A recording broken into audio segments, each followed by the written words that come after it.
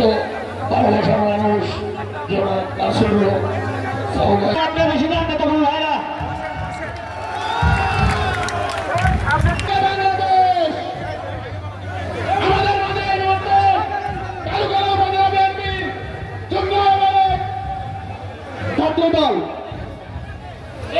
শাওরাল থেকে আলাউদ্দিন মোল্লা, আক্কাস মোল্লা, আনিস মোল্লা, আনিস মাস্টার একজন member, Jamir member, Obaidul member, Hafiz, Rahim, Kamal, Aktar Biswas, আপনাদের নেতৃত্বে যে সমস্ত লোক এসেছে সবাইকে মাঠের দক্ষিণ পাশে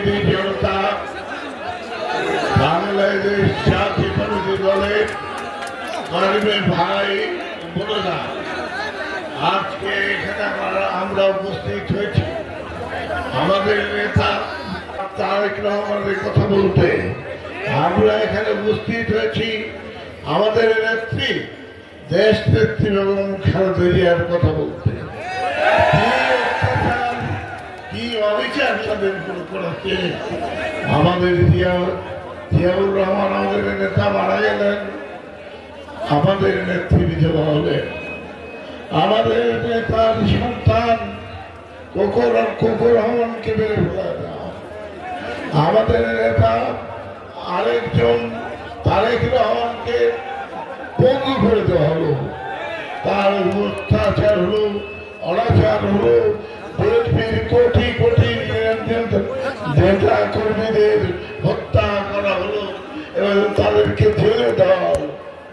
এই অনাচার তিনি সহ্য করেছেন আমাদের দেশ নেত্রী বেগম খালেদা জিয়া।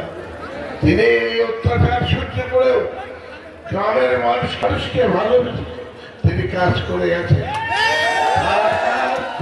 তার যে চেষ্টা, সেই চেষ্টা সফল হচ্ছে। আবার আপনারা তাকে ক্ষমতার কাছাকাছি নিয়ে এসেছেন এবং এই ক্ষমতায় তিনি বসবেন। আমার এক ভাই বলছেন তারেক রহমান অবশ্যই এদেশের প্রধানমন্ত্রী হবে, নিশ্চিত থাকতে পারেন। আজকে যেভাবে মানুষের জাগরণ ঘটেছে এই দলের জন্য, জিয়া পরিবারের জন্য, ইনশাল্লাহ এই জিয়া পরিবারকে আপনারা অবশ্যই সম্মানের জন্য সবসময়। আজকে দেশ নেত্রী এবং খালেদা জিয়াকে আমরা দেখেছি তিনি তার বাড়ি কেড়ে নিয়েছেন, তার হাজার হাজার নেতা কর্মীদেরকে হত্যা করা হয়েছে। তারেক রহমান দেশের প্রধানমন্ত্রী হবে, ইনশাআল্লাহ তার নেতৃত্বেই দল পরিচালিত হবে। সবার কাছে আমার বিরত অনুরোধ, আপনাদের সবাইকে আমি কৃতজ্ঞতা জানাই এই দলের পক্ষে আসবার জন্য। ধন্যবাদ সবাইকে, আপনারা ভালো থাকেন। ভাববেন আসলে রাজবাড়ী 2 আসনে নমিনেশন পাওয়ার যোগ্য কে ব্যক্তি। প্রিয় ভাইরা, আপনারা জানেন আমরা অনেক সময় অনেকের পরিচয় করা দেই। রাজবাড়ী 2 আসনে ব্যানার হচ্ছে না, তাদের সম্পদে চায় না, তাই এইগুলো করা হয়েছে। আপনারা রাজবাড়িতে দেখেছেন আরেকজন ব্যক্তি পোস্টার দিয়েছে ফেলেছে, কিন্তু আলিদাউদ মাহমুদের জন্য পোস্টার দেওয়া লাগে না। তারা হলো ওই মানুষের মানুষের রাজনীতি করে। তারা রাজবাড়ী জেলার 2 নেতা আমাদের গরিব মানুষের কথা বলে। প্রিয় ভাইরা, এই 2 নেতার হাত ধরে আগামী দিনে দেশনায়ক তারেক রহমানের আস্থা নিয়ে আমরা রাজবাড়ির 2টি এমপি ছিনিয়ে দেশনেত্রী বেগম খালেদা জিয়াকে ভাইকে নমিনেশন দিলে আপনারা সবাই কাজ করবেন, আপনারা তাকে বিজিত করবেন। আমি বিএনপির কয়েকজন কুচক্করি আছে এই বিভাগে, তাদেরকে স্মরণ করিয়ে দিতে চাই। আজকের সমাবেশ থেকে শিক্ষা নেন।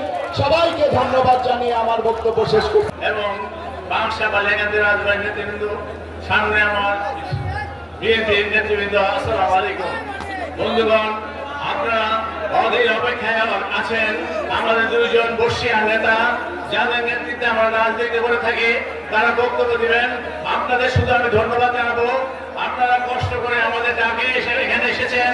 বাংলাদেশ জাতীয়তাবাদী দলের সৈনিক হিসেবে আগামী দিনে বাংলাদেশ জাতীয়তাবাদী দলের প্রার্থী জনাব নাসির হক সাহুকে জয়ী করার জন্য এবং শহীদদের জয়ী করার জন্য আমরা একযোগে কাজ করব। তাই গত 5ই আগস্ট এই দেশের মানুষ ছাত্র জনতা একসঙ্গে মিশে রাজপথে নেমে এসে তারা হাসিনাকে উৎখাত করেছে। জিয়াউর রহমানের কবরে একসঙ্গে জিয়ারত করেছি। আমি আপনাদের বলতে চাই, আগামী সংসদ নির্বাচনে নাসিরুল হক সাবু মনোনয়ন পাবে।